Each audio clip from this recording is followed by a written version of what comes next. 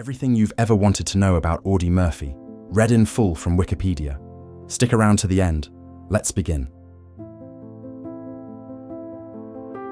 Audie Leon Murphy, June 20th, 1925, May 28th, 1971, was an American soldier, actor, and songwriter. He was widely celebrated as the most decorated American combat soldier of World War II and has been described as the most highly decorated enlisted soldier in US history. He received every military combat award for valor available from the United States Army, as well as French and Belgian awards for heroism. Murphy received the Medal of Honor for valor that he demonstrated at age 19 for single-handedly holding off a company of German soldiers for an hour at the Colmar Pocket in France in January 1945, before leading a successful counterattack while wounded. Murphy was born into a large family of sharecroppers in Hunt County, Texas. His father abandoned the family, and his mother died when Murphy was a teenager. Murphy left school in 5th grade to pick cotton and find other work to help support his family. His skill with a hunting rifle helped feed his family.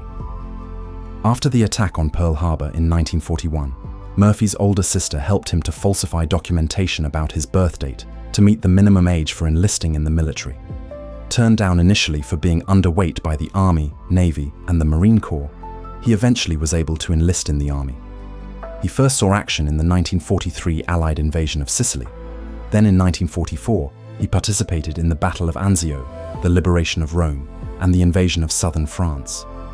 Murphy fought at Montélimar and led his men on a successful assault at Lomet Quarry near Cleury in northeastern France in October. Despite suffering from multiple illnesses and wounds throughout his service, Murphy became one of the most praised and decorated soldiers of World War II. He is credited with killing 241 enemy soldiers. After the war, Murphy embarked on an acting career. He played himself in the 1955 autobiographical film To Hell and Back, based on his 1949 memoirs of the same name, but most of his roles were in westerns. He made guest appearances on celebrity television shows and starred in the series Whispering Smith. Murphy was a fairly accomplished songwriter. He bred quarter horses and became a regular participant in horse racing. Because Murphy had what would today be described as post-traumatic stress disorder, PTSD, then known as battle fatigue, he slept with a loaded handgun under his pillow. He looked for solace in addictive sleeping pills. In his last few years, he was plagued by money problems, but refused offers to appear in alcohol and cigarette commercials because he did not want to set a bad example. Murphy died in a plane crash in Virginia in 1971, shortly before his 46th birthday. He was interred with military honors at Arlington National Cemetery. Early life. Murphy was born on 20th of June 1925 in Kingston, a small rural community in Hunt County in northeastern Texas.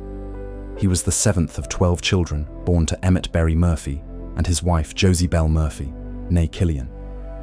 The Murphys were sharecroppers of English, Irish, Scots-Irish, Scottish, and German descent.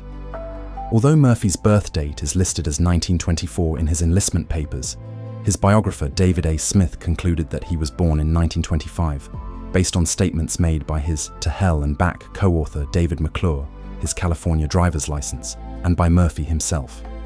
As a child, Murphy was a loner with mood swings and an explosive temper. He grew up in northeastern Texas around the towns of Farmersville, Greenville, and Celeste, where he attended elementary school. His father drifted in and out of the family's life and eventually deserted them. Murphy dropped out of school in 5th grade and got a job picking cotton for $1 a day, equivalent to $23 in 2025, to help support his family. He also became skilled with a rifle, hunting small game to help feed them. After his mother died of endocarditis and pneumonia in 1941, he worked at a radio repair shop and at a combination general store, garage, and gas station in Greenville. Hunt County authorities placed his 3 youngest siblings in Bowles Children's Home, a Christian orphanage in Quinlan. After the war, he bought a house in Farmersville for his eldest sister Corinne and her husband, Poland Burns. His other siblings briefly shared the home. The loss of his mother stayed with Murphy throughout his life. He later stated, "She died when I was 16. She had the most beautiful hair I've ever seen. It reached almost to the floor. She rarely talked and always seemed to be searching for something. What it was, I don't know. We didn't discuss our feelings, but when she passed away, she took something of me with her. It seems I've been searching for it ever since.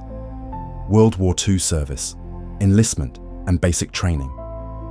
After the Japanese attack on Pearl Harbor in December 1941, he attempted to enlist in the US military, but the Army, Navy, and Marine Corps all turned him down for being underweight and underage. After his sister provided an affidavit that falsified his birth date by a year, he was accepted by the US Army on 30th of June 1942. According to his biographer, David A. Smith, Murphy acknowledged his birth date was falsified at his enlistment in a 1950 interview with the Austin Statesman. "The doctor back home couldn't remember exactly when I was born," he said with a smile. "So I was 18. After basic training at Camp Walters, he was sent to Fort Meade for advanced infantry training. During basic training, he earned the Marksman Badge with Rifle Component Bar and Expert Badge with Bayonet Component Bar, Mediterranean Theatre. Murphy was shipped to Casablanca in French Morocco on 20th of February 1943. He was assigned to Company B, 1st Battalion, 15th Infantry Regiment, 3rd Infantry Division, which trained under the command of Major General Lucien Truscott. After the 13th May surrender of the Axis forces in French Tunisia, the division was put in charge of the prisoners. He participated as a platoon messenger with his division at Arzew in Algeria, in rigorous training for the Allied assault landings in Sicily. Murphy was promoted to private first class on 7 May and corporal on 15th of July. When the 3rd Infantry landed at Licata, Sicily, on 10th of July, Murphy was a division runner. On a scouting patrol, he killed 2 fleeing Italian officers near Canicattì. Sidelined with illness for a week when Company B arrived in Palermo on 20th of July, he rejoined them when they were assigned to a hillside location protecting a machine gun emplacement, while the rest of the 3rd Infantry Division fought at San Fratello en route to the Allied capture of the transit port of Messina. Murphy participated in Operation Avalanche, the September 1943 mainland Salerno landing at Battipaglia. While on a scouting party along the Volturno River, he and 2 other soldiers were ambushed. German machine gun fire killed 1 soldier. Murphy and the other survivor responded by killing 5 Germans with hand grenades and machine gun fire. While taking part in the October Allied assault on the Volturno line, near Mignano Montelungo Hill 193, he and his company repelled an attack by 7 German soldiers, killing 3 and taking 4 prisoner. Murphy was promoted to sergeant on 13th December. In January 1944, Murphy was promoted to staff sergeant. He was hospitalized in Naples with malaria on 21st January and was unable to participate in the initial landing at the Anzio beachhead. He returned on 29th January and participated in the First Battle of Cisterna and was made a platoon sergeant in Company B following the battle. He returned with the 3rd Division to Anzio, where they remained for 4 months. Taking shelter from the weather in an abandoned farmhouse on 2nd March, Murphy and his platoon killed the crew of a passing German tank. He then crawled out alone close enough to destroy the tank with rifle grenades, for which he received the Bronze Star with V device. Murphy continued to make scouting patrols to take German prisoners before being hospitalized for a week on 13th of March with a second bout of malaria. 61 infantry officers and enlisted men of Company B, 15th Infantry, including Murphy, were awarded the Combat Infantryman Badge on 8th May. Murphy was awarded a bronze oak leaf cluster for his Bronze Star. American forces liberated Rome on 4th of June, and Murphy remained bivouacked in Rome with his platoon throughout July. European theatre. During the first wave of the Allied invasion of southern France, Murphy received the Distinguished Service Cross for action, taken on 15th August 1944. After landing on Yellow Beach near Ramatuelle, Murphy's platoon was making its way through a vineyard when the men were attacked by German soldiers. He retrieved a machine gun that had been detached from the squad and returned fire at the German soldiers, killing 2 and wounding 1. 2 Germans exited a house about 100 yards, 91 minutes away, and appeared to surrender. When Murphy's best friend responded, they shot and killed him. Murphy advanced alone on the house under direct fire. He killed 6, wounded 2, and took 11 prisoners. Murphy was with the 1st Battalion, 15th Infantry Regiment, during the 27 to 28 August offensive at Montélimar that secured the area from the Germans. Along with the other soldiers who took part in the action, he received the Presidential Unit Citation. Murphy's first Purple Heart was for a heel wound received in a mortar shell blast on 15th of September 1944 in northeastern France. His first Silver Star came after he killed 4 and wounded 3 at a German machine gun position on 2 October at Lomé Quarry in the Cleury Valley. 3 days later, Murphy crawled alone towards the Germans at Lomé, carrying an SCR 536 radio and directing his men for an hour while the Germans fired directly at him. When his men finally took the hill, 15 Germans had been killed and 35 wounded. Murphy's actions earned him a bronze oak leaf cluster for his Silver Star. He was awarded a battlefield commission to second lieutenant on 14 October, which elevated him to platoon leader. While en route to Bruvilliers on 26 October, the 3rd Platoon of Company B was attacked by a German sniper group. Murphy captured 2 before being shot in the hip by a sniper. He returned fire and shot the sniper between the eyes. At the 3rd General Hospital at Aix-en-Provence, the removal of gangrene from the wound caused partial loss of his hip muscle and kept him out of combat until January.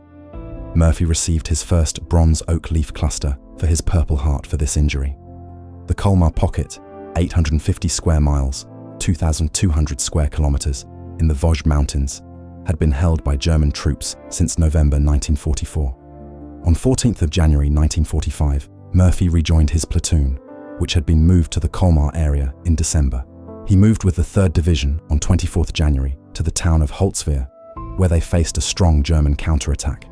He was wounded in both legs, for which he received a second bronze oak leaf cluster for his Purple Heart. As the company awaited reinforcements on 26 January, he was made commander of Company B.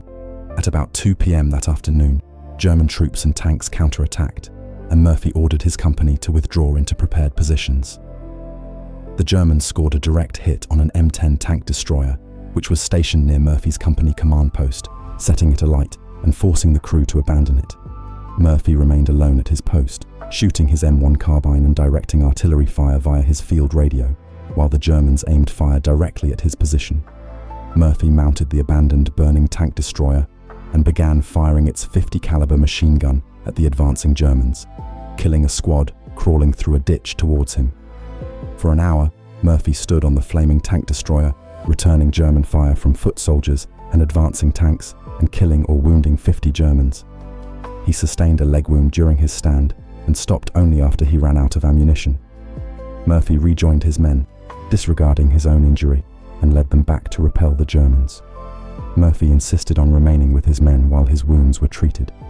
For his actions that day, Murphy was awarded the Medal of Honor. The 3rd Infantry Division was awarded the Presidential Unit Citation for its actions at the Colmar Pocket, giving Murphy a bronze oak leaf cluster for the emblem. On 16th February, Murphy was promoted to 1st Lieutenant and was awarded the Legion of Merit for his service from 22nd January 1944 to 18th February 1945. He was moved from the front lines to regimental headquarters and made a liaison officer. Decorations.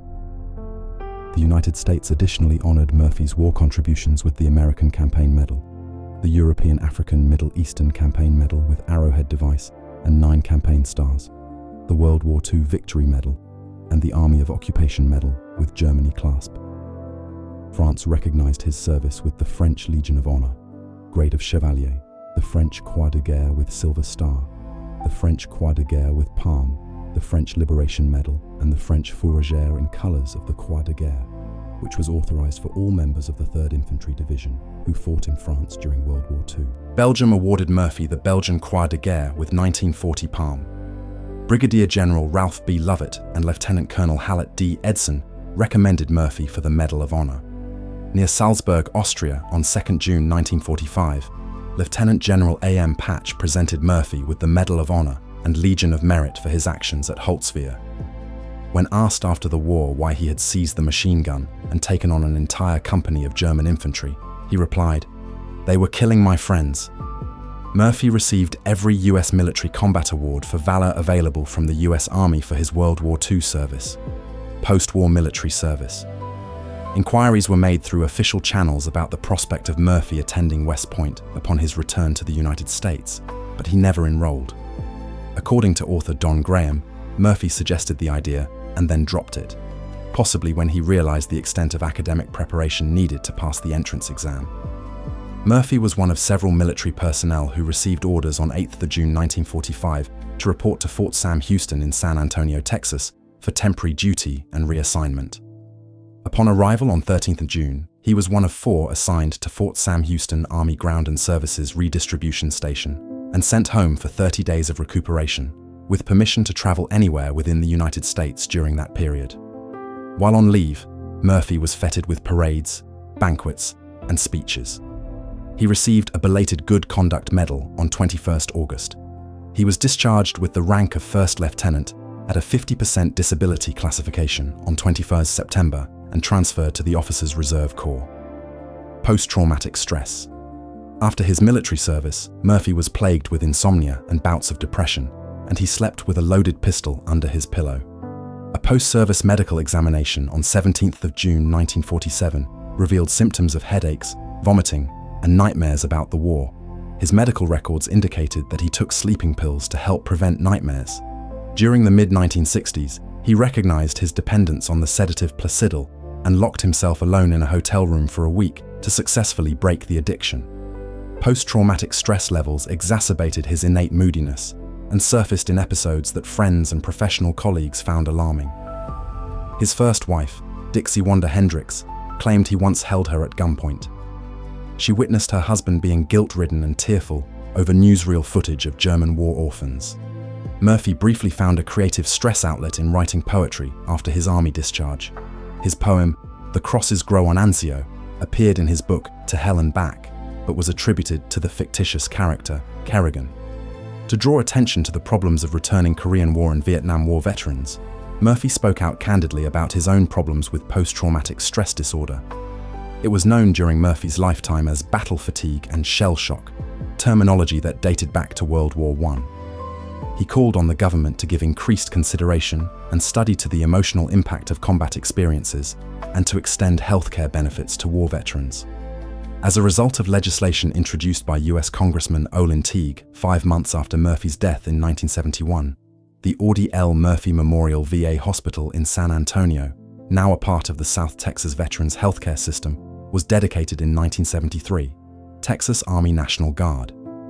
At the end of World War II, the 36th Infantry Division reverted to state control as part of the Texas Army National Guard, and Murphy's friends, Major General H. Miller Ainsworth and Brigadier General Carl L. Finney, were the 36th's commander and deputy commander, respectively. After the 25th June 1950 commencement of the Korean War, Murphy began a second military career and was commissioned as a captain in the 36th Infantry Division of the Texas Army National Guard. He drilled new recruits in the summer training camps and granted the Guard permission to use his name and image in recruiting materials. Although he wanted to join the fighting and juggled training activities with his film career, the 36th Infantry Division was never sent to Korea. At his request, he transferred to inactive status on 1st October 1951 because of his film commitments with MGM Studios, and returned to active status in 1955. Murphy was promoted to the rank of Major by the Texas Army National Guard in 1956 and returned to inactive status in 1957. In 1969, his official separation from the Guard transferred him to the United States Army Reserve. He remained with the USAR until his transfer to the retired reserve later in 1969.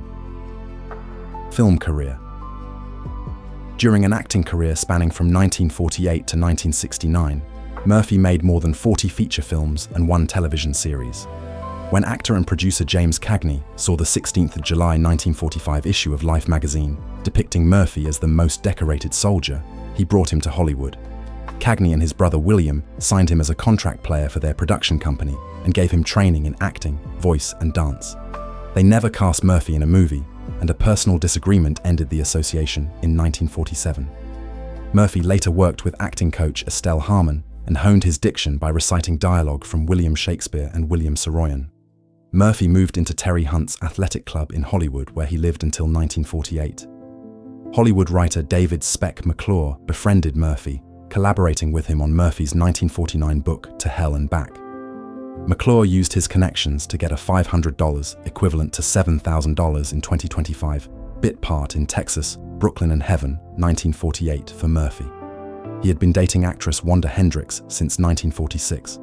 Her talent agent got him a bit part in the Alan Ladd film Beyond Glory, directed by John Farrow.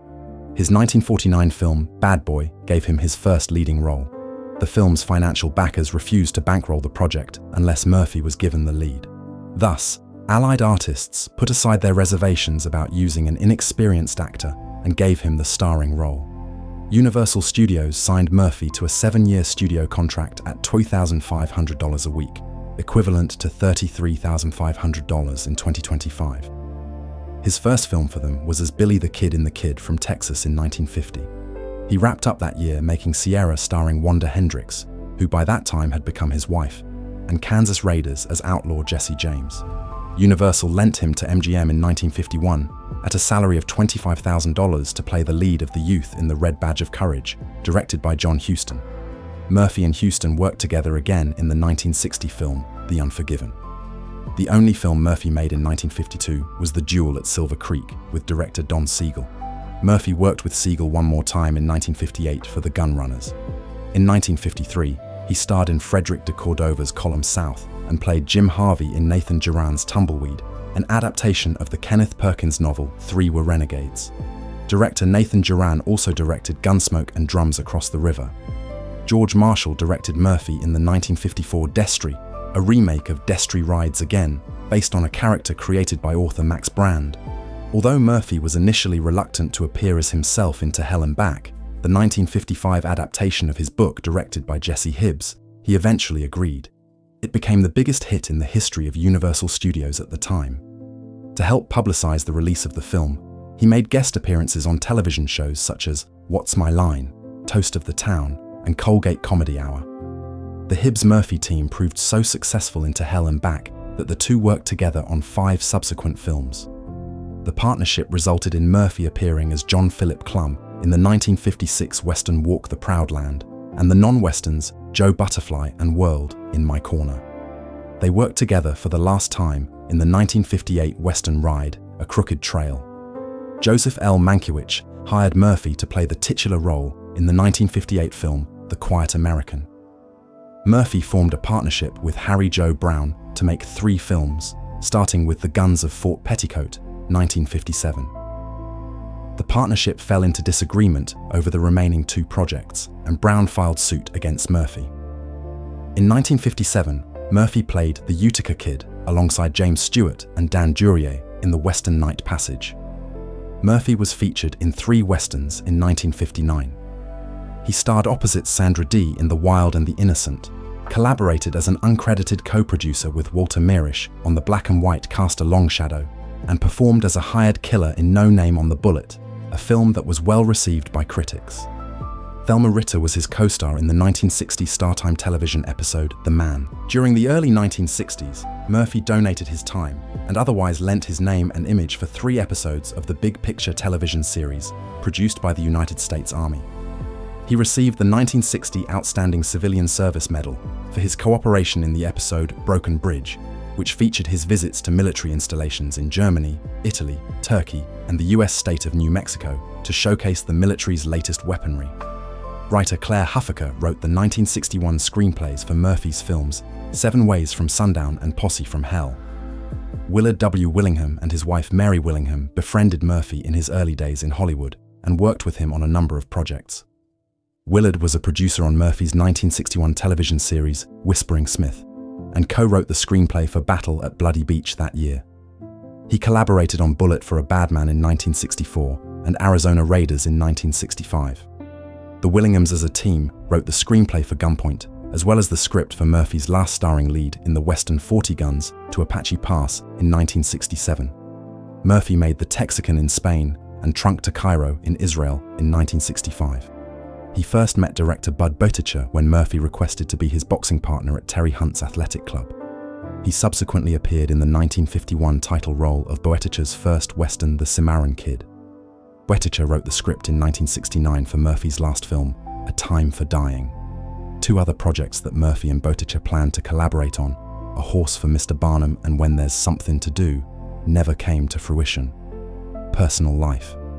Murphy married actress Wanda Hendricks in 1949. Their divorce became final 2 years later in 1951. 4 days later, he married former airline stewardess Pamela Opal Lee Archer, with whom he had 2 sons, Terry Michael and James Shannon.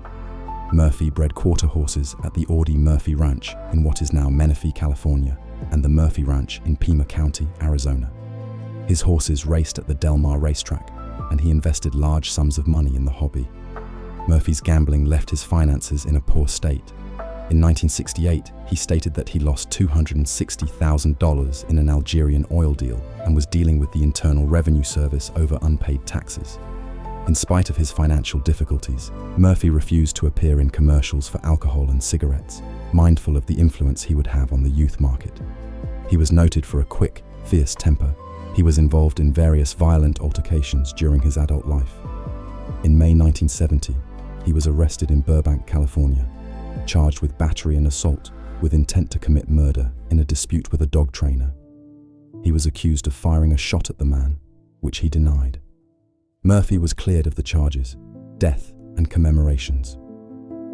On 28 May 1971, Murphy was killed when the private plane in which he was a passenger crashed into the side of a mountain 14 nautical miles, 16 miles, 26 kilometers, northwest of Roanoke, Virginia, in conditions of rain, clouds, fog, and zero visibility. The pilot and 4 other passengers were also killed. The aircraft was a twin-engine Aero Commander 680 flown by a pilot who had a private pilot license and a reported 8,000 hours of flying time, but who held no instrument rating. The aircraft was recovered on 31st May.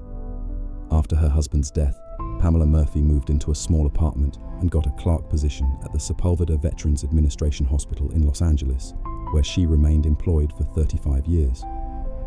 On 7th June 1971, Murphy was buried with military honors at Arlington National Cemetery. In attendance were Ambassador to the UN George H.W. Bush, Army Chief of Staff William Westmoreland, and many of the 3rd Infantry Division. Murphy's gravesite is in Section 46, headstone number 46-36611, located across Memorial Drive from the amphitheater. A special flagstone walkway was later constructed to accommodate the large number of people who visit to pay their respects. It is the cemetery's 2nd most visited gravesite, after that of President John F. Kennedy.